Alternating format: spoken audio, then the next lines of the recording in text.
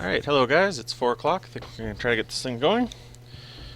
Hopefully I got the times right for everybody over in Europe. This unfortunately falls during one of those crazy weeks where different people are in different daylight savings, but if you miss us, we will be on, have it up on YouTube later tonight. So starting off, we've got, we're starting on the new title screen. This wasn't here the last time we were showing the game. For those who aren't familiar, we are still, this is still an alpha copy of Hegemony 3, and we're going to start off showing one of the new features I talked about in the on the forums. Actually, first to introduce myself, I'm Rob McCollum, the lead designer on this, and Blake and Britt are in the chat room today. And so if you got any questions, post them there, and I will try to get to them as soon as I can. Just so you know, there is a small delay between when the questions are asked and when I actually see them. So anyway, one of the first things I'm going to jump into is I talked on, I think, on Twitter and a little bit on the forums about the new custom generals we've got. So I'm going to start the Etruscan campaign here just to show that off, and then we'll dive into the game after that. So yeah, one of the neat things that's new in Hegemony 3, this is our the faction selection screen for the Etruscan campaign, is you can now define, set up your custom general to start the game. So we will, right now it starts off with a random one, but you can click new, and it brings up the new general box. And right now we've got some starting portraits here, which some people might recognize from Kickstarter or based off the development team. And you can enter your name and various stats here, which we're still working on balancing these, but gives you some options whether you want to focus the game on missile units, get a early head start on those, or melee, or start some of your city, get your city growing faster, stuff like that at the beginning. So it's just a way to specialize at the beginning. For those familiar with the Kickstarter, we did have a perk at one point about getting your own portraits into the game. And that's actually, we've got some ideas, despite the Kickstarter not going through, how we might pick that up and give you guys an opportunity to get one of your portraits in here. But we're going to talk about that more when we get closer to launch. So it's just a teaser for now. So anyway, so that's the new custom screen. But last time we did the Twitch, we started from the beginning of the Etruscan campaign. So I'm going to jump ahead to a save game here so you guys can see a bit further into the campaign. So we'll just go back to the menu and go to our new load screen. So we're going to start off based on the same Etruscan campaign with the starting city of Veii, which is just across the Tiber from Rome, is in here. But we're a little further along in the campaign, so I've already taken a couple of cities and established a fairly good supply network here, as you can see on the strategy map. My armies here are pushing on the side. One of the benefits of one of these small campaigns here is this red border here outlines the boundaries, so makes it a little easier that this is my only frontier here on the northwest side. So one of the objectives, if you may recall from before, is you can get the remaining independent cities of your faction to join you by a show of force, or moving a large army towards them. We wanted to kind of accelerate the early portions of the game to move into the point where you, the larger campaign where you've got multiple factions and diplomacy and other things coming into play. So I'm going to unpause the game and start. So I've got some troops here left over from my siege in this city. You can see I've got some of the enemies surrounded here, so I'm going to capture those. As you guys will know from previous games, slave power is a critical force in our time period and in the Hegemony games. Oh, 1 second, I'm going to pause the game. One of the new systems in 3, if you're not familiar from our previous Twitch games, is some AI enemy sighted warnings. So this one's pointing out I've got a new enemy appearing, and you can see it just off the edge of my strategy map down here. That's that little blinking light. So I'm going to jump over to there. And I think, given where it is, yep, oops, jumped a little too far. It's actually a naval raid. A lot of you guys will be familiar with these from Hegemony Gold, where they were, given all the coastlines in Greece, were a continual force to deal with. So fortunately, I've got some troops here left, so I'm going to Send them in the back. Bring my spearmen up to the front. I'm going to switch their stance to a range stance. And take those guys on. I'll pause the game for a sec too. So these guys, while they're one of the benefits of controlling the city is that it gives you a quick way to pass through these mountains, which are otherwise blocked. So I'm going to bring another group of my axemen through the city to balance out the numbers a little bit.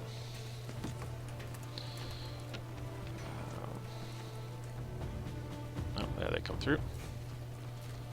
We're going to leave, we're going to leave these guys in a melee stance, because, again, these are just slingers here, so if I can take them in melee, they've got next to no, bonus. So these guys, they finished off their unit, so we're going to capture them, a few more slaves, bring these guys in to back up those. Alright. Is this... Oh. I got a good spot for these slaves. So I'm going to move them over and fill up that fishery there. Alright, so we got handled those raiders. Well, at the moment, eventually we'll be able to take care of those ships, but we haven't quite finalized the land versus ship combat in the game. So, I'm going to look at these here. We're going to start working the bridge so we can advance towards the next city. And while those guys are shipbuilding, I'm going to go back to these guys I was dealing with before and start moving them forward. Well, I've got a group here, guys. It's a good chance to show off some of the new group features we've been working on in most recently in 3, as well as they've been carried over to Hegemony Rome as well, so you can try some of these new things immediately.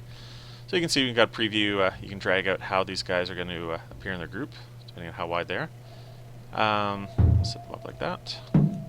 We've also added some new quicker selection tools, so the outline box will now select the whole group, or if you select one of just the interior guys, you can decide to then pull them off.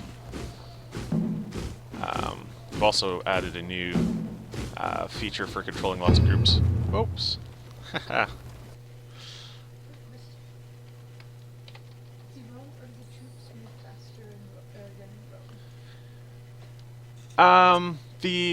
While I'm setting that back up again, I'll take a question from the forums.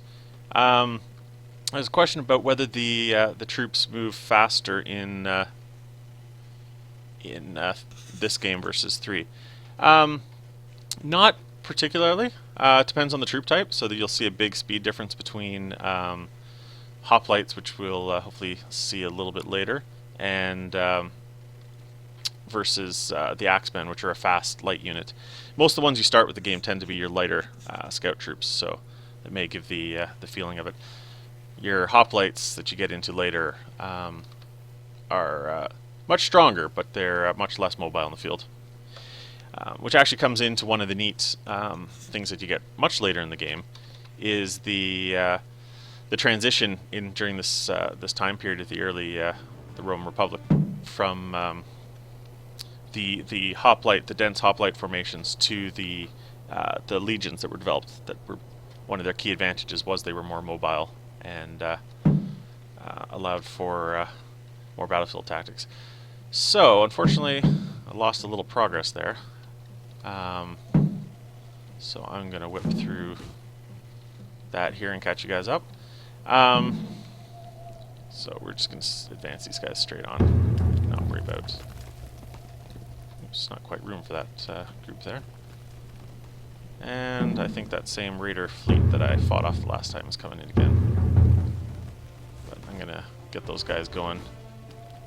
And since I already have a strategy to deal with them, so I want to move on to the next city to show you guys a little bit more of the game. So I'm going to advance these guys. They're not doing too well.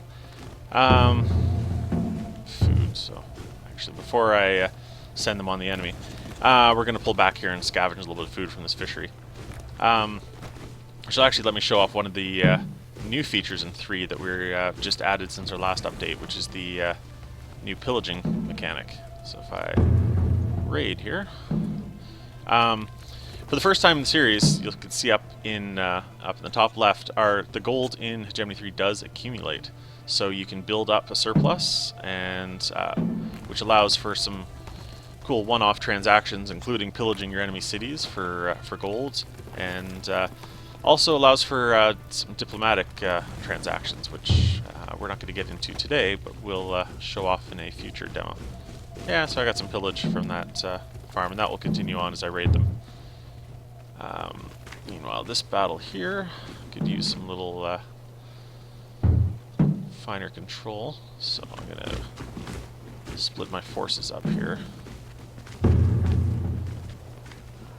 And yeah, these guys don't have much morale, although we can still help out. And while I think about it, looks like my guys handled the raiders okay, which is good. So I'm going to send them across and grab this fishery while I'm working on my other battle. So, alright, so these guys finished up there and they're strong, so we're going to try to flank them.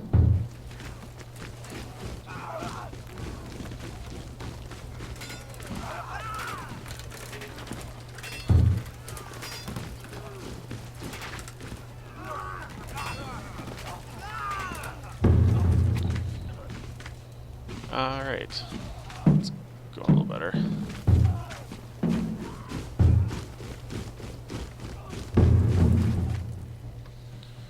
Okay, I think we can afford to bring him back. And yeah, let's send them through today. Nope, let's cancel that order. We'll grab that farm. So the city I'm heading for over here is one of my independent ones. So as the objective says, I need to bring at least 6 units in there to take control. So I've got 2 here, and yep, 4 more up here. Still haven't finished off that last guy. I'm going to switch my guys into the things you find easier in these small battles is actually switch them to a skirmish formation, which makes it a little easier to take out light troops like that. There we go. And I'm going to demolish the raider camp, which will also give me a little more pillage for my accounts. Alright. So, let's connect these up. I never connected that bridge back to... See, that'll give these guys some supply in the field here, so you can see that supply ring out from the bridge there. Alright. So, 1, 2, 3, 4. So, I'm going to grab all of those guys. Oh.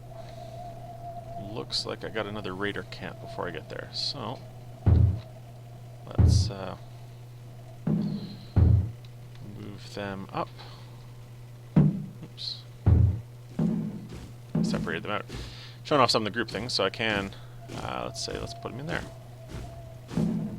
I got... so you can see the different the stances. Let's switch him up to battle line as well. Oh. And looks like we got some more raiders coming in off the coast. One of the things you'll find in this campaign, as I said, it makes it a little easier for starting off when you have the border surrounded. But one of the neat things about Italy is you're never far from the sea, and you've always got to watch out for raiders coming in that direction. I'm gonna have to pull back some of my guys because I not unwisely didn't leave anybody left. Alright, so hopefully these guys can hold. Let's pull that back into the supply range for a minute.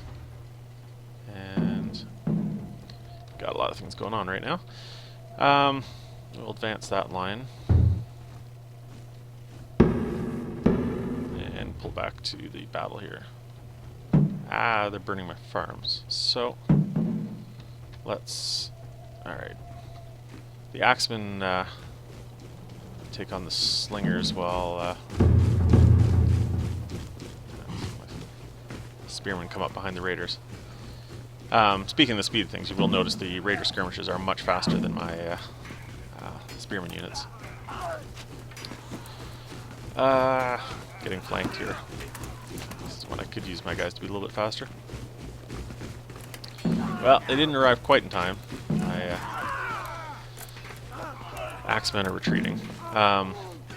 For those who haven't played the earlier games and not as familiar with the mechanics, your guys do persist, unlike some RTSs. So my axemen will go back to their home city and start recruiting again. And it also means they maintain their experience, and let's finish these guys off. Go to skirmish stance, try again.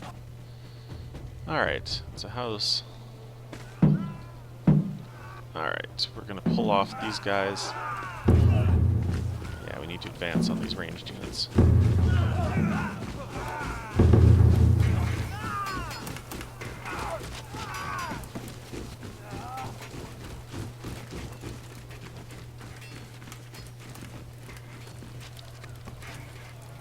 Alright.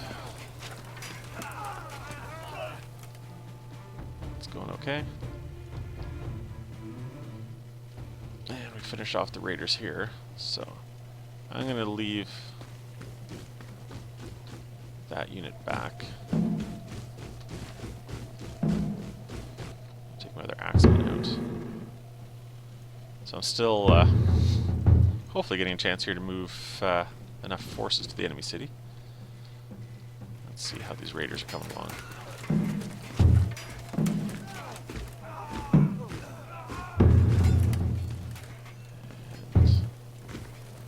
Alright, finish off both those guys. So we're going to dismantle this raider camp too. Get into better positions here. Actually, how about those guys? Cool. Okay. Making some progress.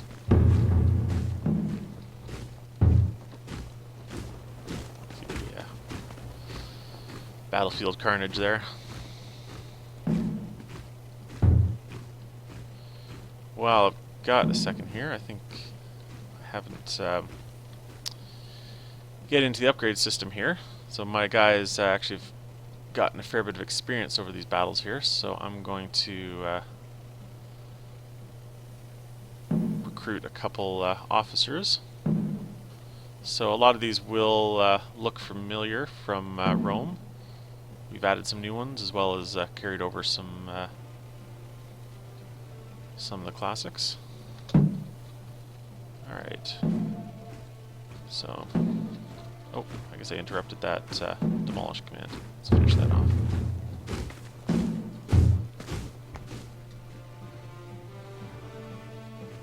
Actually... Oh, stopped it just in time. Let's actually capture that. I'll show off another, just noticing how depleted my troops here are. If I capture the fort, I can, oh. Said you can never forget about those raiders. Keep the pressure on. No, let's just blitz it in.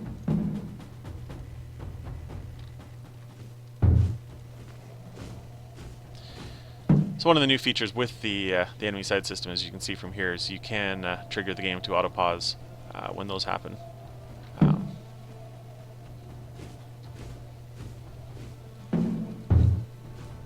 Alright.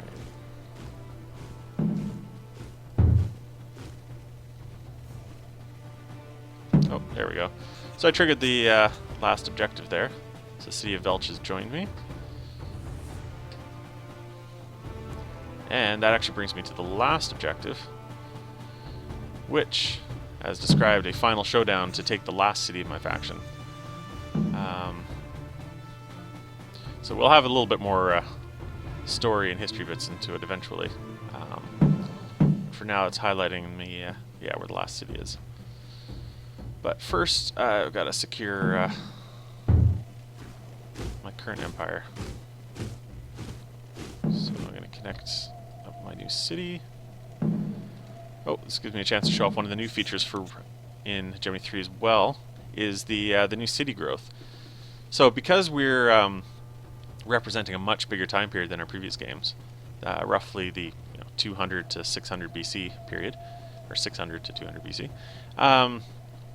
our cities will grow substantially over the course of the game. So, which will unlock more upgrades, more objectives, new unit types, and so forth. So I'm going to grow Velch there, which gives me a few new recruits and new upgrade slots. And yeah, so we connected that back. And so now I don't actually need that anymore.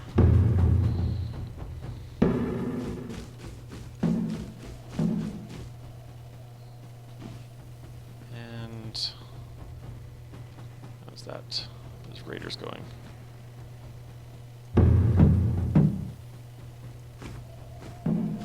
Do I have any units left in this city here? No. Unfortunately, I have pushed almost all my forces up towards the front lines. We'll build. So right now I'm building just the opening spearmen and axemen units, which are the starting units for the Etruscan factions. Each faction in faction group in 3 will have different starting units. So there's the Etruscans have their axemen and spearmen. The Latin group, with the which includes the Romans, have Velite javeliniers as well as spearmen. The Greeks start off with hoplites, and then we also have the Gauls that have their own skirmisher style units. So it has very different starting states. Looking on the forums quickly, will they replenish only by the same faction group? And yes, that's if your Gallic units will only replenish from other Gallic cities.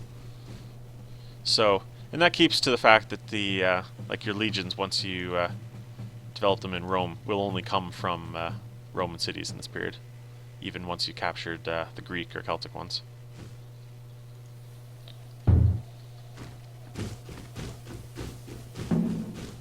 Alright. So, there's a long way between me and that one remaining city, so I'm going to scout a little bit into the fog here. And I'll send you this way, just to get a better idea what I'm going after. And we're going to capture that farm.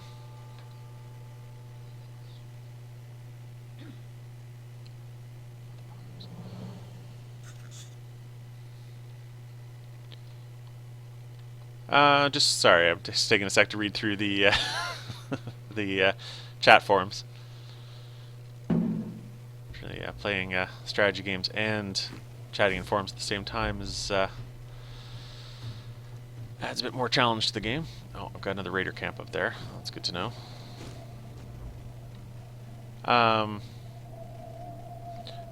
So some comments about the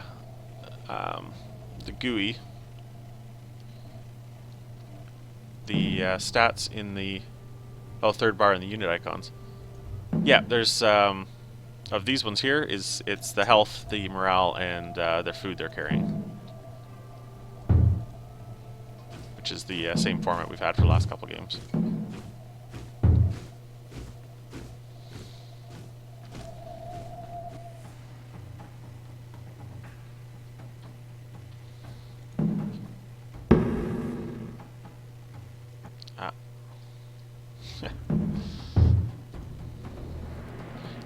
To show off the new naval raids, I actually was tweaking the AI earlier to make sure they happened during the demo, and I may have tweaked that a little bit too much.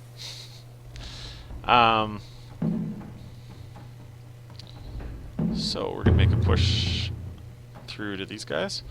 Well, I got here. One of the other features I wanted to show off today that we announced recently on our webpage was the new faction skill tree. So this is used to unlock different, to specialize your faction, as well as to unlock new features. So, as I said, because this is the first Hegemony game to take place over so much more time, we wanted to represent that that evolution of the both the technology and the skills. So early in the tree, it's not all entirely set up yet is working towards the hoplite warfare. So moving from the tribal warfare that a lot of the native Italian factions were using to the hoplite style adopted from the Greeks. So I've got 1 point to spend, so I'm going to put that into melee combat. You can see it unlocks a tree. It's a mechanic most familiar with from some other games. And unfortunately that unit's probably lost. It's not a little dangerous scouts. So we're going to have to concentrate forces a little bit better.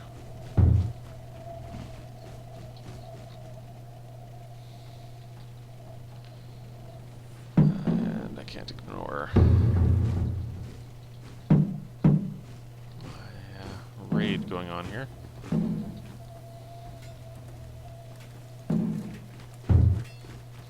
Eventually, we haven't gotten to it in development yet, but you will also be able to set up naval patrols and actually get ships. The Etruscans actually were a significant seafaring nation in the game. And part of that, part of the military tree will also be developing your naval abilities.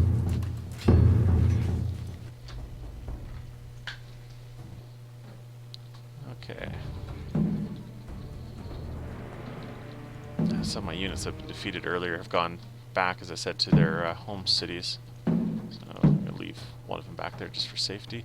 And move some of these other guys up to the front line. The little symbol over the city also tells me that one's ready to grow. So I'm going to build that up. One of the benefits of building your cities up is they, you can see you get a one-time recruit bonus, but they also generate significantly more income. So we're going to build them up. Now, just in the interest of showing off more features, I'm going to cheat here quickly. I'm going to give myself a couple more of those skill points so I can show you.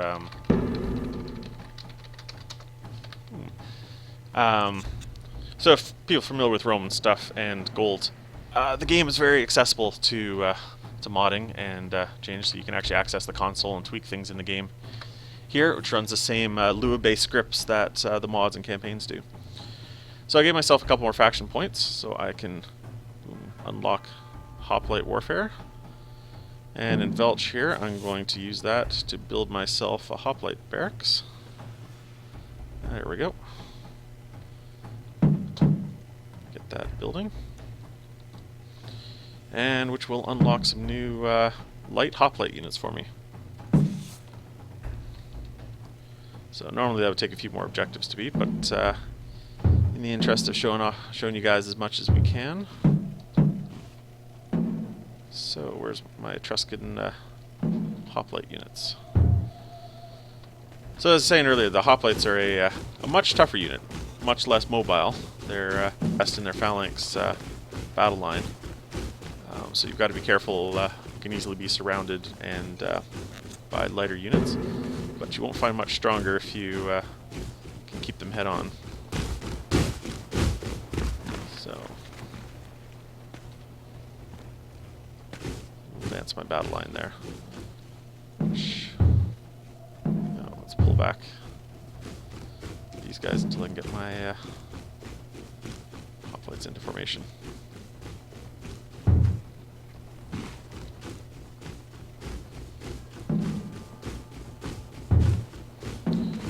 So later on you can unlock a heavier variant of the hoplites for... oops. You want to go there. These guys want to move up.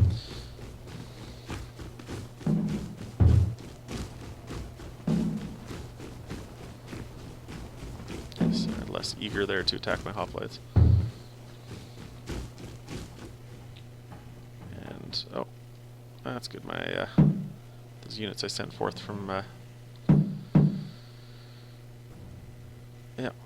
from this earlier coming up here, which is good timing.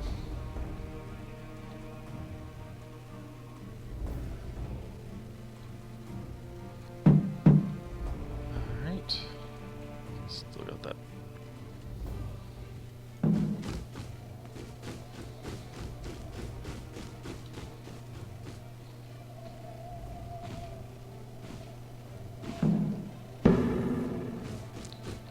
Okay. Well, let's make a move on these guys, because you know it's one of the key things in the Hegemony games is always supply. So leaving your troops here indefinitely in the field is a quick way to lose them. So I'm going to take that pressure and advance on them.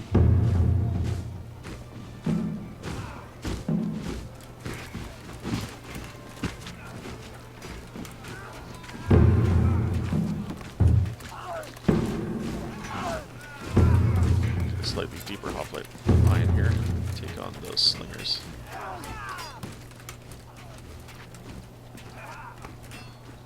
Alright.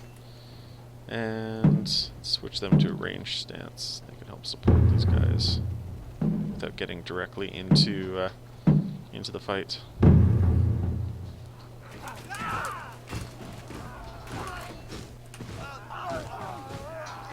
Yeah, some comments there about the tutorial system, and it is something we're looking into. As I mentioned on Steam, because I started this game a little bit further out, I haven't actually had any of the tutorial tips. But one of the new systems in 3 is you will get tips the first time features are introduced, which will help you explain a little more things. And there are some opening objectives, which I'll pause the game now. You can see some tutorial objectives here about feeding your populace, which I already completed before the session started today. Alright, so I think I'm going to capture that fort. So one of the important things about forts in the game is it's a good way to advance your front lines and keep your troops out in the field supplied. So you can see this yellow border around Velch here is the supply range that city provides. If I capture this fort and connect it back to Velch, and I got a little bit of pillage for doing that, that will extend my my supply range out to here now, which will allow me to continue the advance towards, if you remember back, to the remaining independent city there.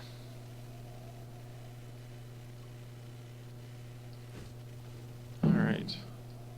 Oh, more raiders sighted. But in the interest of showing you guys some new stuff, I'm going to leave my forces back there to handle it. You can see I've got a few food symbols. I'm running a little low on supply. I'm going to actually disband a couple of these guys to free up supply. Well, I'll leave one troop just for safety. Oops. We're going to build some more workers. You see there's a few food sources here I haven't taken advantage of. One of the things I've talked a bit about in the forums has been one of our goals in 3 was really to push the resource balance and to keep that pressure on to maintain your supplies. So you'll find, especially as your cities grow and require more food, you won't there'll be continued pressure to keep that amount fed.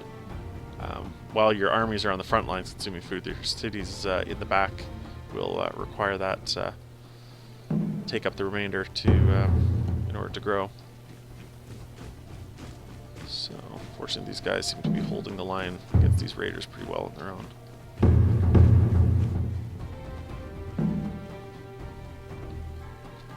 Okay, back to the front lines. So, let's scavenge a little bit of food there as well. And send some other workers.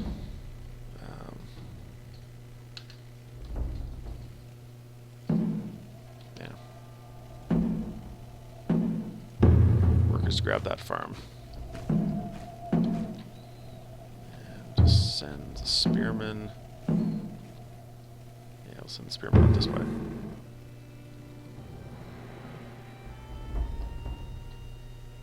So yeah, those workers I sent out earlier are grabbing that farm.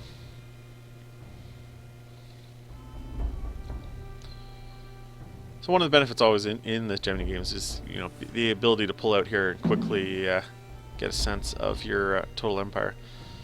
So just looking where to connect this. Using the similar system to Rome, longer supply lines will have more losses. So I can see that's got a 10%, 15%, and 15%. So I'm going to connect it up to the there, which makes the shortest route back to my cities.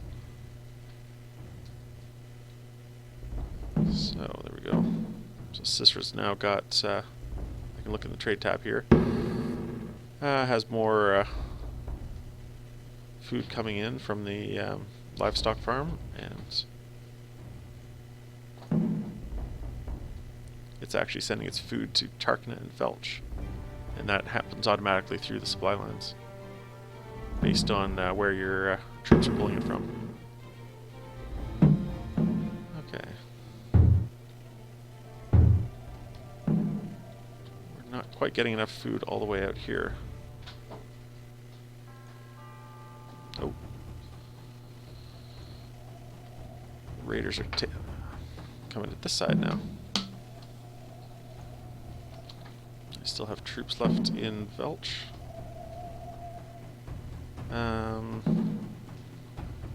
Yeah, so we'll take those guys and we'll send them.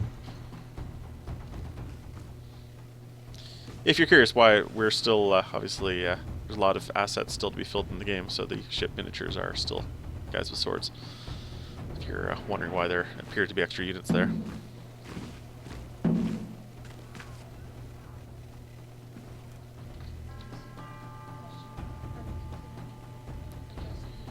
Oh yeah, just looking over at the forums, so people asking whether adjustable speed, which I assume means actual gameplay speed.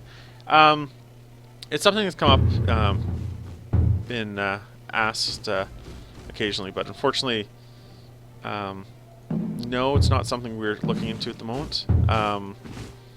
We find the pause control is allows you that extra time to keep the focus on strategy versus just how many things you can handle. And unfortunately, speeding it up runs into more technical challenges because you actually have to perform all the same AI calculations across the entire map even faster, which unfortunately puts limits on some people's machines. And we want to keep the game as accessible to as many people as possible.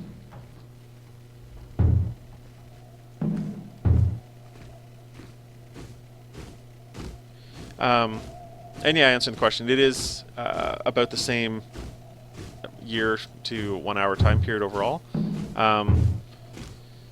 Those kind of things you can actually are all open to modding if you want to try something a little different. You will notice up in the top it's actually tracking the number of weeks. That's because just for consistency and part of the accumulating gold and to keep the numbers, all of the food consumption and gold production stats are all counted per week in the new game as opposed to per day that we did before. Almost doing that. My Velch is ready to upgrade. Oh, I haven't collected enough wood. That is something I've been neglecting. Wood, as in the previous games, is necessary to build up your infrastructure. So, to expand your cities as well as to build upgrades in them. Because I've kind of been racing through this, I've not been keeping up with that enough. So there's a couple logging camps here in the forest, so I'm going to recruit some workers and send them off to there. While I head back to the front lines and see what my beleaguered army is doing. Still got a lot of supply issues. Oh, I never connected that farm back up. That'll help. And I could put more guys. You can see one of the new features in 3 is the little graph at the top of the supply icons shows you what percentage of units are in there. So these are both, they've both been rated, so they're both less than full. So I'm going to move those 10 slaves over to there and recruit some new workers. Fill up that one. hopefully that will help address some of my supply issues. It's one of the balances you've always got in the game, is because you can decide whether you want the manpower to adjust your collect your more resources, or to put them straight into the military. Alright, well, I think I've got enough troops just to push through this, so I'm not gonna wait. I'm gonna advance on them anyway. Hopefully it will take these guys.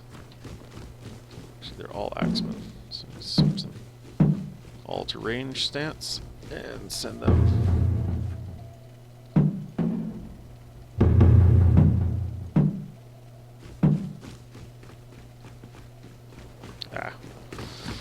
Yeah, I lost them. That's not being cautious about my troops. That is another one of the always interesting things about the Hegemony games, is despite no matter how strong your units might be, they're always susceptible to food and morale. So it's an interesting way for these otherwise relatively weak raiders to take out significant troops. Fortunately, I can throw sheer manpower at this. Okay, and we're going to capture this fort too. Got some lines, so I can move my. So showing off again some of the new group features. Go. Oh.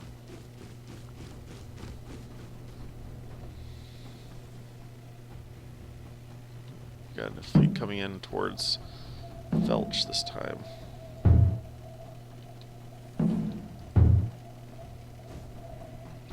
So it's always important to make sure you got enough troops on your at the back to hold off to protect your borders.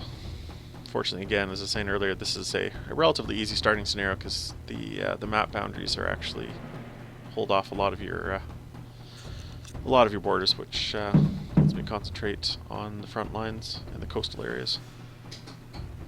Alright, we're getting close to the final city. So let's push. One of the things, if I was also playing this for the long game, you can keep track, is you can see from the tree colors that we're getting into autumn, which more importantly means that the winter season's next, which is in the Hegemony games means significantly lower food supplies. So if I'd been if I was thinking more about the long term, I'd be a little more concerned about building up enough supplies for the winter. Let's grab some, scavenge off that fishery while we're going by. Pick up some extra food.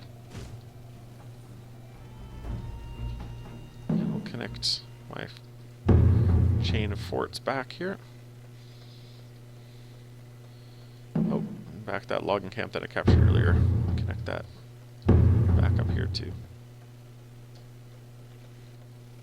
And they took care of the raiders. Actually, while I've got there, see they've collected a fair bit of experience during those fights, so I'm going to take the chance to bump up some of their officers. So the marksman one improves their ranged combat, and the medic improves their defenses. There we go. As in the older game, you can see the gold tiles that appear around their around the icon show the overall experience, the number of officers in the group. Alright, so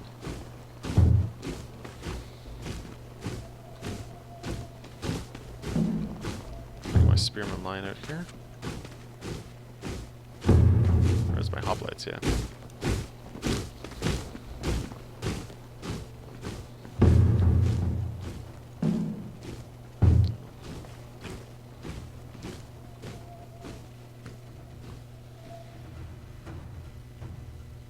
These guys were grabbing food. We'll move them up too. So for those not familiar with the scavenging mechanic from the old game. It does, see, it's 14% raid damage. So while you can scavenge stuff from your farms in the field, that does have longer term damage that reduces your overall food production. So you might not want to do that if you plan to want to capture those buildings for your own empire. Yeah. So you can see the final city now. Grab this fort along the way. One of the other things I'm noticing, which again I've been neglecting out of haste in the game, is I'm running a significant deficit right now. Fortunately, I had built up a good gold hoard, but I should be looking at a few different resources for those familiar with the game for building income. We've got our mines, which are one of the primary income generators.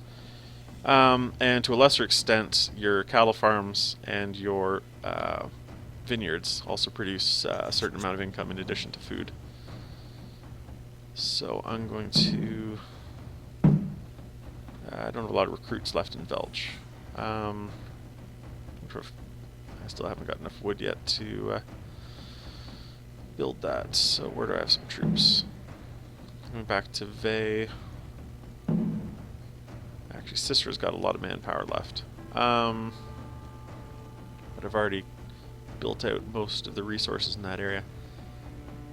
Well, one of the things I can show you is one of the other new features in 3 is the ability to upgrade your resource buildings. So, for... I don't have enough gold. I don't have enough wood for that either. But, is I can... you can build upgrades to your resource buildings to improve their production over time. Yeah. Well, I think I'm just gonna have to push on for now.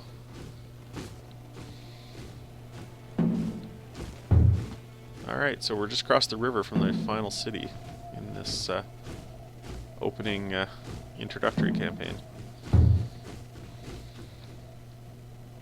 Grab that, which will give me some more pillage, which helps. And connect that back.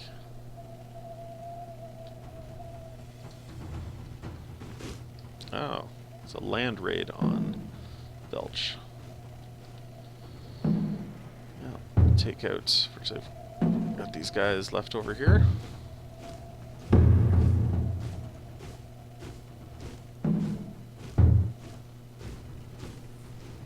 Ah, yes, there's a raider camp. So I went around this way, but I neglected the some of the countryside over there. So we'll let those guys go for it, and we'll make the final bridge over. Now, I'm not sure in my rush I'm actually going to have the forces enough to take that final city. Because unlike the earlier ones where they will surrender just when you bring enough troops nearby, these guys have declared that they're going to put up a fight.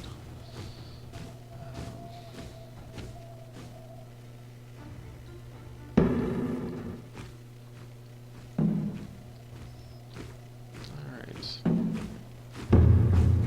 Just one of the group left.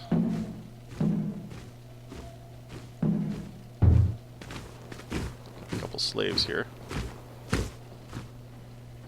I was talking earlier about needing some more manpower for my mines. I'm going to put move them up to this one here.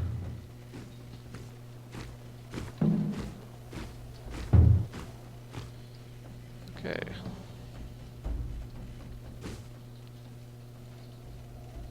So let's advance my hoplites first. It's thereby certainly my strongest unit.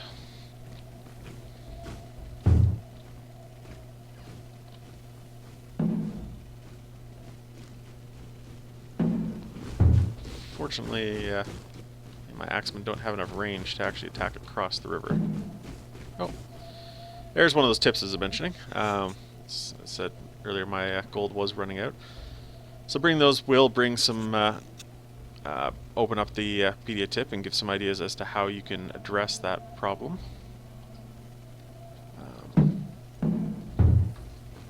But as I said, for the sake of the demonstration today, I'm just going to push past.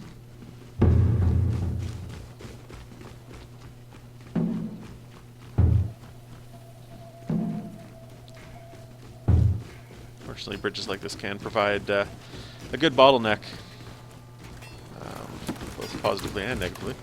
For me, it's difficult to push my troops all the way across there and get them into formation before they're attacked.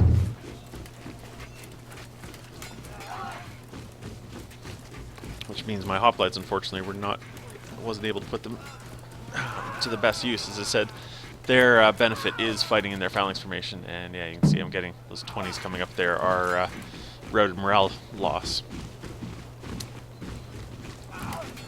Yeah, that's not going well. Well, as was always said with the Hegemony games, they are about, we've always designed them to be more about the strategy and planning, and not as much to favor blitz attacks like I've been rushing through today.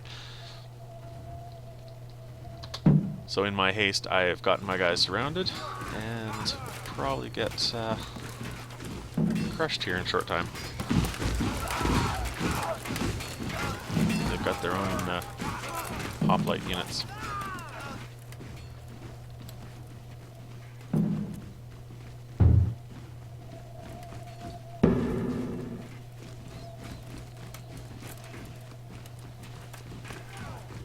So there's a question on the forum which I'd like to address a little bit about when the release schedule is. We're not quite at the point where we're ready to finalize a date. As I've said a few times on the forums, because of the Kickstarter stuff, we've kind of had to slow down our production a little bit. Things are still proceeding, but our timeline has unfortunately caused that to slip. But we're looking, hopefully, no later than something this summer. But we'll know more as the game comes together. One of our key things, we're determined not to rush it as much as possible, and to spend the time on the balance and the polish that we want to get in there. So yeah, so that didn't go well. But the benefit of that is leave that up to you guys sometime once we get the game out there, so you can see how the opening goes. But that, and again, one of the cool things about Hegemony is that was just the unifying your opening faction. So as you guys, just to zoom out to show it off, that's really just a tiny part of the map we were exploring today. In the full campaign, there's 26 or 27 factions, and with objectives and territory to conquer. So,